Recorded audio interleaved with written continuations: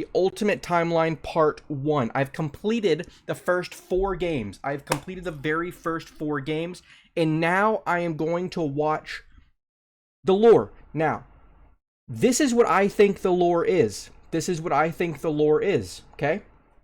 This is what I think the lore is. I think the lore is a guy worked at a pizza shop. Yo, thank you so much for that heart. Thank you so much for that heart. I think a guy worked at a pizza shop and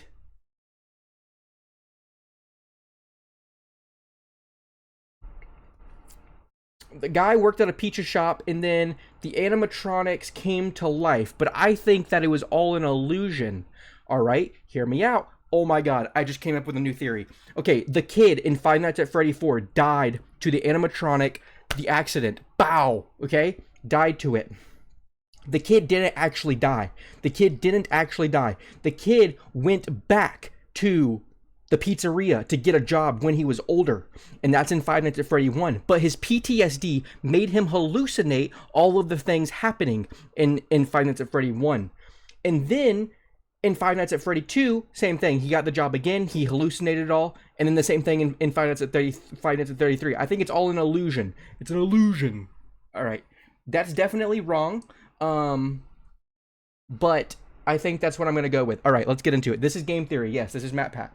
Today we end the torment. Let's go. 19 books, 11 games, 8 whole years, all leading to this moment. The ultimate FNAF timeline is finally complete. We gotta lock in chat for this. The pieces are in place for us. Now all we have to do is put... Who's all seen this in chat? Who's all seen this? Who all knows what this is going to be? Have all y'all seen this? Also, 19 books? 19 books? You watched it a while ago? I watched a different lore video? Okay. 19 books is a lot. This story of tragedy, jealousy, and loss back together.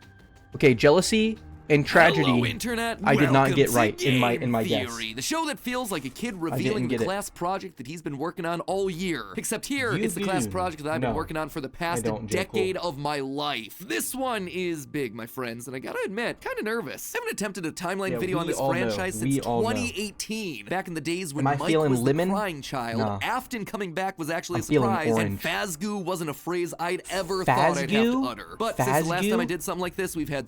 Is Fazgoo Fazbear come? Is Fazgoo Fazbear come? That would be lit. Fazgoo Fazbear come would be crazy. Fazgoon. Oh, yes. Yes. 3 more. I think I'm going to dress up as Glitz XO for Halloween. What is that going to be? What is that going to look like? Enlighten me.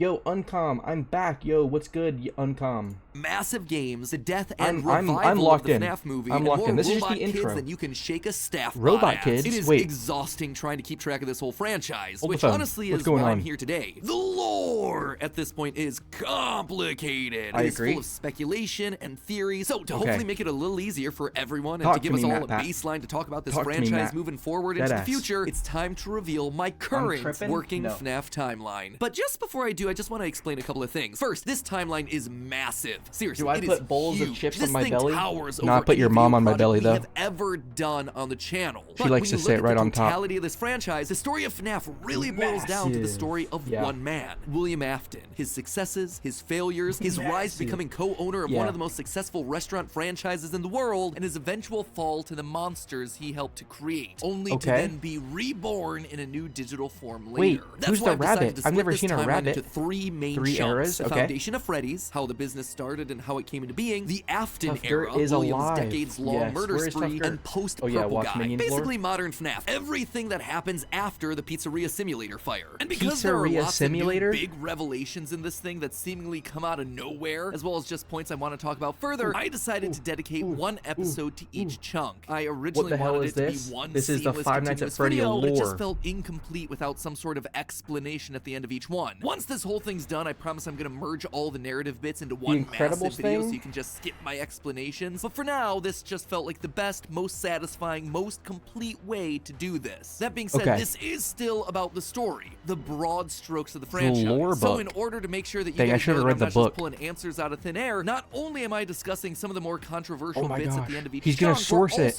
in MLA graphic in the bottom left-hand corner of the screen, which will show thumbnails, video titles, books, and any other citations that we need throughout the video. So if you wish to understand that specific statement in more detail, you know exactly. You'll kill me if you say something about my mama. Those details for yourself. So sit back, because me and your mama, we locked in. Or your me and your mama, we good. When I say something controversial, your mama make know sure that me. you subscribe, since this is going to be a video that you're going to want to come back to a few times in order to fully dissect. Without any more waiting, I present to you the story of a loving, obsessive father who slowly descended into madness, and along the way discovered the secret to eternal life. Our story begins not in the 1980s, or even in the 1970s, but all the way back in the 1930s. No, it was 1930s? the throes of the Great Depression, and people were in desperate need of cheap entertainment, especially in Utah, one of the states hit hardest. Fourth highest unemployment in the nation, and full of transients. Have a headset people looking for work in Salt Lake, finding none, My and head ultimately is moving on sturdy. to find their fortunes out in California. People were tired and they were hungry, but as they traveled, there was one thing that could lift their spirits: a simple roadside attraction called Fredbear's Singin' Show. The ads were plastered all over town, featuring an animated bear drawn in the popular pie-eyed cartoon style for characters at the time. See, this might be news to y'all. This 1930s bit might be news to y'all, but not for me. I was here. I remember going to the Fredbear show when I was growing up in the 1930s. This is before I had to go to war, though, in the 1940s. But the 1930s were lit because the Fredbear show got me out of the Great Depression. It was the only highlight in my life, low-key. So I deadass remember this shit. This is not even news to me.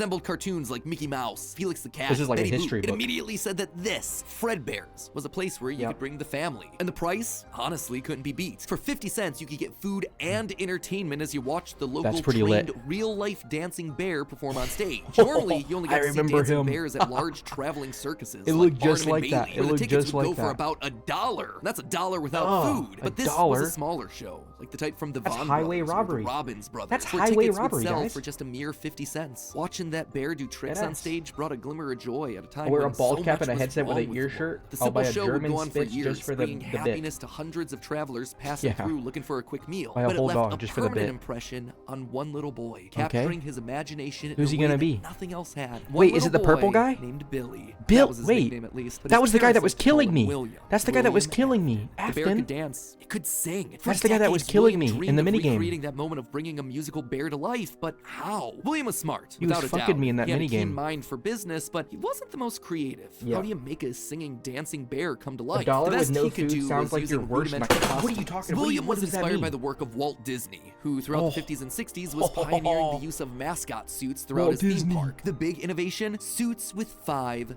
fingers. This allowed the performers wearing the suits to use their natural arms and hands to interact with the guests, as opposed to the older models where the arms would just hang limply by their sides. Finally, with a simple mascot suit, he would be able to realize his childhood dream. He would be able to bring Fredbear to life. To appeal to the kids, and for copyright reasons, he changed Fredbear from a realistic brown animal to a cartoonish yellow bear with a purple hat and bow tie. But feeling like one character wasn't enough, he added another friend, a yellow rabbit with a purple vest and matching tie named Bonnie the Bunny. Bonnie Blue! Bonnie Blue, my fave. Bonnie Blue, my fave. Yo, Pablo Escobar, thank you for the 100 bits. Thank you so much for the 100 bits. Yo, Bonnie Blue is my favorite. Bonnie Blue is my favorite. Oh my god, I love Bonnie Blue. If there's one dream is to meet Bonnie Blue. Deadass. I love Bonnie Blue. While Fredbear was certainly his first love, Bonnie was extra special because that was Bonnie the his. Bunny. It was That's an what they call original her. character that he had created from Your scratch. head looks and like I do Bonnie mean Blue? scratch. William's hand-sewn costumes were rough with seams and stitches Yo, visibly Boca, showing, thank you for the but it was follow. the best that he could do. And you know what? It was just enough. Bonnie and Fredbear would perform on stage to small but enthusiastic crowds. Finally, he was able to deliver fantasy and fun to all the kids, delighting and inspiring them in the exact way that he had been delighted and inspired so many years ago. You know what this reminds me of? Hold on, just quick pause really quick. Came from TikTok, you're hilarious. Thank you so much, Boca J. This reminds me, back in the 90s, there was this guy named oh, I can't remember his first name, but his last name was DuPont, and he was obsessed with Olympic wrestling, and he like created a wrestling like farm at his house. He was like super wealthy, and he was particularly obsessed with this one wrestler named Dave Schultz, and Dave Schultz was the best in the world at the time, and he was so obsessed with him he ended up killing him because he like wanted to desperately be his friend. But like really, like Dave Schultz was only training there because he was only training there because DuPont had so much money and had so much like resources or whatever, but DuPont was using it as a way to like become parasocial with him and like become his friend. And then Dave Schultz was eventually like, hey bro, like you're getting kind of weird, Loki, and then he killed him. That's a true story. You can look it up. That's what this reminds me of so far.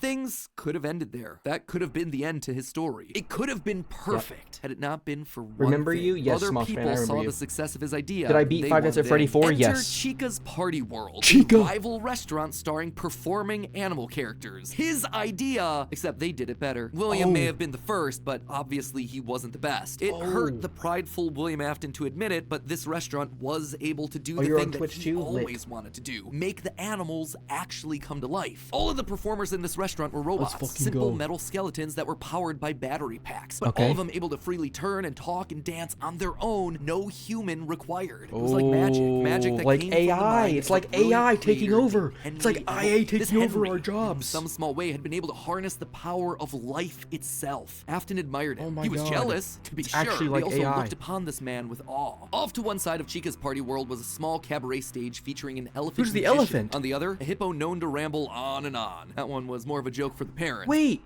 I'm not tripping. In the first game, it was a hippo.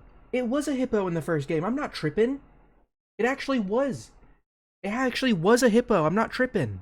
But it was the main stage that was for the kids. A rocking band of characters featuring a yellow chicken thing with a southern drawl named Chica, backed by a band of other country-themed characters, including a pig with a banjo, an upbeat frog from the local swimming hole, and a brown bear with a heavy southern accent. Wait. A bear? But bears were his animals. Why not a cow or a horse? Something to fit the country theme a bit better. Why did it have to be a bear? And adding insult to injury, they had the nerve to call this thing Ned Bear. A direct copy of his own Fred Bear. Oh, Fred Bear. That's gonna leave a mark. No, that was oh my not God. Okay. Afton's This is exactly, history literally repeated itself in the real world whenever Chuck E. Cheese did that thing where it was like Five Nights at Fun at Chuck E. Cheese. Oh my God.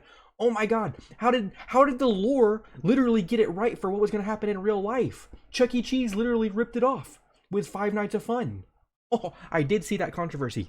Jealous admiration turned to hardened bitterness. A bitterness that would only grow over the next couple of years as families continued to choose Chica's Party World over Fredbear's. William just couldn't compete with the appeal of the robots. Eventually, his restaurant would go bankrupt, only to get bailed out by, of course, Henry Emily. Another insult, another humiliation that William wouldn't soon forget. 1979. Despite being bitter, Afton couldn't deny that what came next was a period of massive success. Somebody just commented, Chica's big ol' gat.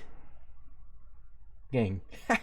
We're locking you the fuck up and we're throwing away the key, gang. We're tying that ball and chain around your ankles and we're throwing you in the fucking Hudson River and you're not getting out. What are you talking about? It's a fucking robot. It's not 2026 yet. You can't say these things until it's 2026 when the sex robots are released. Then it'll be okay? But it's still 2025. You got 6 months.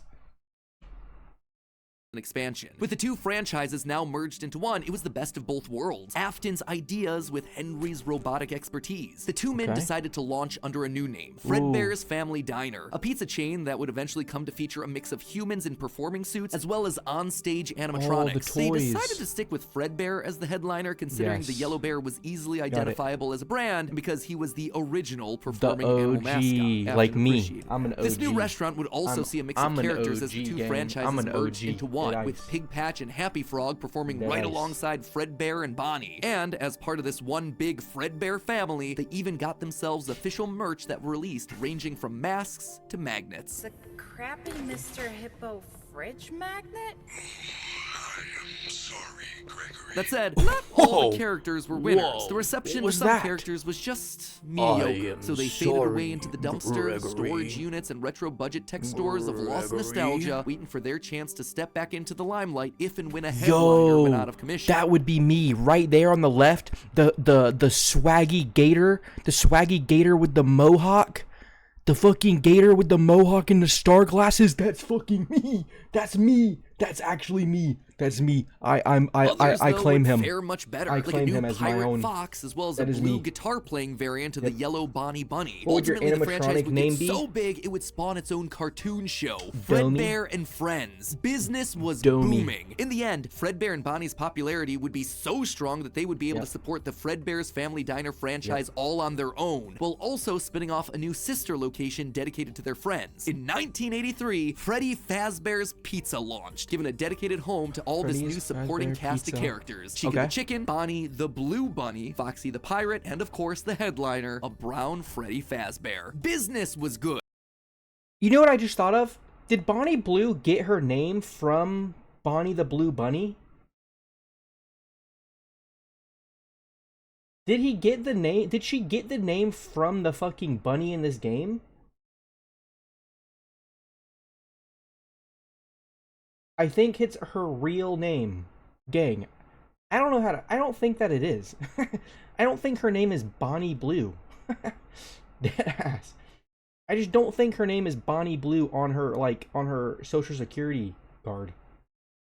I feel like she might have copied it from this. I gotta ask her. And Afton was happy. I'll ask her for y'all guys. I'll ask her, don't worry. It did bother him that the one original character that he created, the one that he himself played, Golden Bonnie, Blue got would be a passed wild over name? for That's what I'm inclusion in saying. that cartoon show. The only character in the roster of regulars to get ignored for the show, but other than that, things were going smoothly. He had himself a wife, 2 sons, a daughter. He had a thriving business, and best of all, he was able to learn the craft of robotics from the man that he both loved and hated, Henry. Together, they were constantly pushing the limits of what these characters could do. Because it was quick and easy. Wait, he's my dad in number 4? Would be given a simple hand He's my dad in number 4? 5 fingers that any performer could wear. Eventually, Henry would design one of his signature animatronics for that character, utilizing a divided mouth with either a hinged or sliding jaw design. This was the first generation of animatronics. But why stop there? Afton had big ideas. What if the animatronics weren't just locked to the stage, but could freely roam the restaurant and interact with the kids? What if his mascot suits could become animatronics? What if you could use more than just rigid metallic skeletons? Why not experiment with tubes and wires that would give the animatronics fluidity and flexibility while still providing structure? The possibilities for this technology were endless. Afton fell in love with robotics. He had started with a dream of bringing one simple singing bear to life, but with robots, he had stumbled across the tools that gave him the ability to control life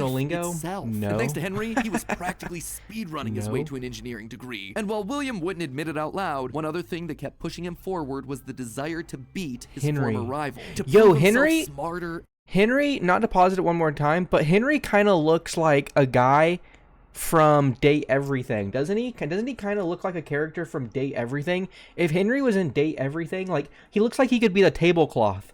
If Henry was in the Date Everything app, I'd riz him up. I'm just gonna be honest. I'd had to riz him up.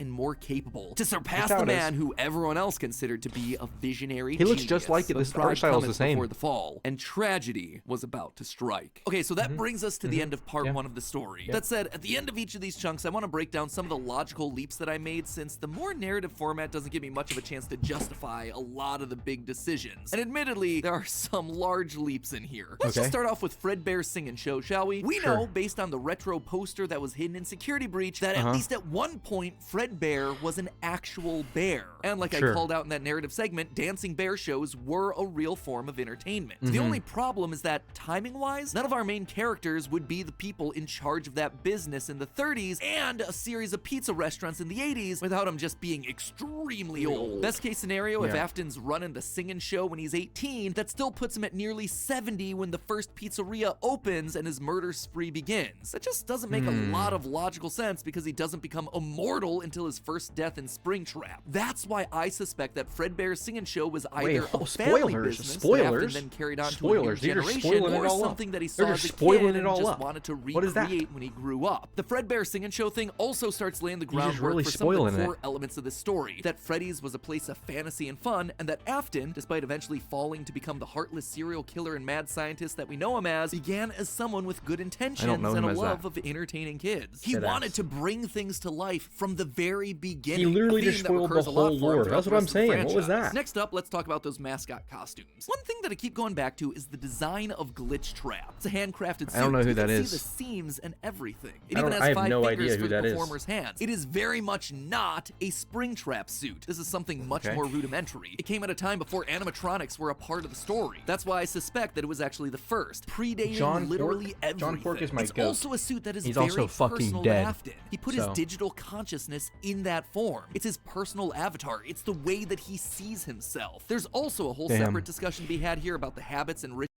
He's a furry? He's just a furry. That's literally all this guy is. He's just a mad furry.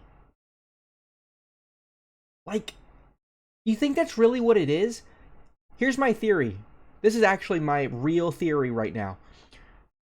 William Afton is a furry in the 1980s, and it wasn't really acceptable to put that out there.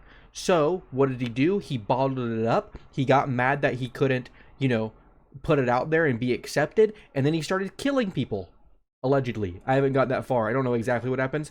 But it seems like William Afton is just a furry that sees himself as a bunny. I don't know.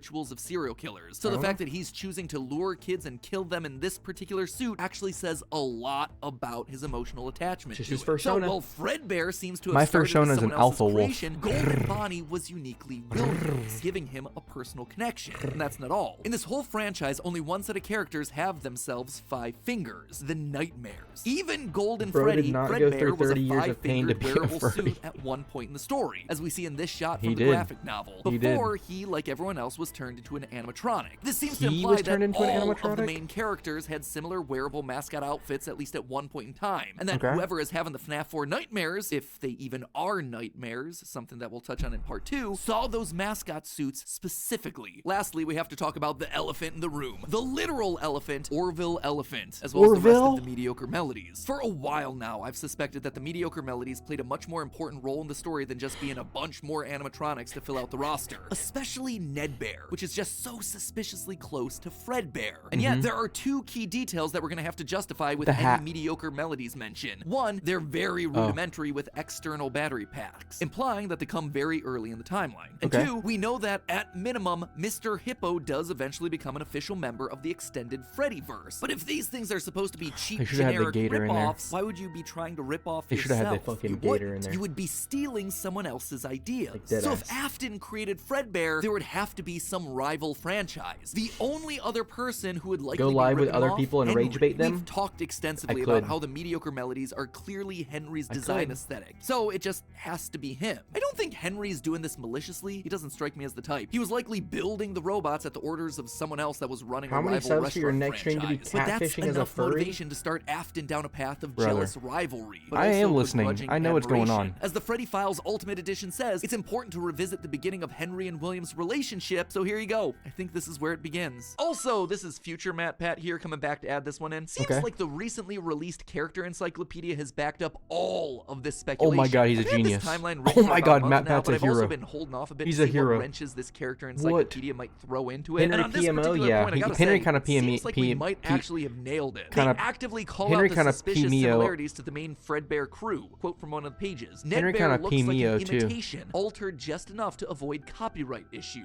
I don't know about you, but that seems to Henry imply kinda that we were PMO. right on the money. Knowing all of this, at one point the franchises had to have merged. That's Show really us the your only way to get skills. Mr. Hippo from the rival franchise as part of the Fazbear crew. do This you mean by also mirrors a lot of what happened in the Chuck E. real-life Cheese. history of Chuck E. Cheese, with 2 rival restaurants, each with their own casts of characters, merging to become one unified brand. Again, we've gone into that in detail with other videos, just wanted to remind you all of that here. But why would I call out the rival restaurant as being named Chica's Party World? Few things, actually. First, we know for a fact that a location named Chica's Party World exists. It is mentioned in the source code teasing sister location, so it is out there somewhere and doesn't fit cleanly anywhere. Second, in the story The Puppet Carver, Chica is very explicitly looped in with the book versions of Pig Patch and Ned Bear, implying that she started as a mediocre melody. Thirdly, her design just fits better with a theme of down-home country animals with southern accents playing the banjo and eating with bibs. And with her being the headliner of the show with her name on the restaurant, I look like Frankenstein. What does that mean? What does that even mean? What does Frankenstein even look like? You think that I look like...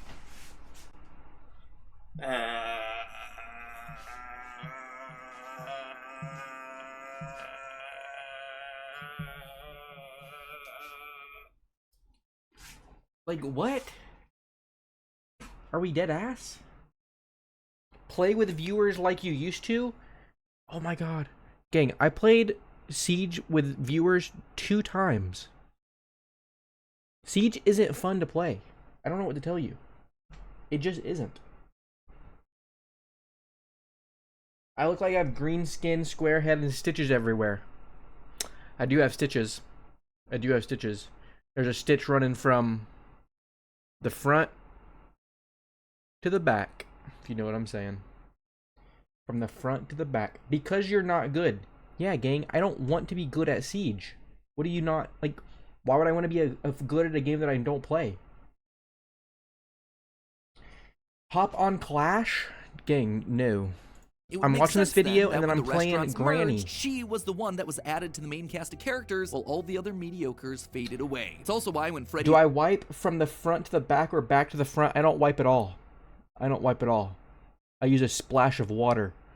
Jet stream water up the hole. It goes a couple centimeters up so I get it fully clean. Deadass. We can't see. True. Closes after William's killing spree, she's the one to branch back off into her old franchise and is therefore missing in sister location. A detail that's bothered me for years at this point. It might also explain why William decided to stuff his first dead kid into Chica. That one was Henry's career. His first dead kid? Wait! You mean the kid that I played in Fnaf 4? That died on... He died to the animatronic, got stuffed in Chica? How did that work? How does that work? What are we talking about? What is this freak doing?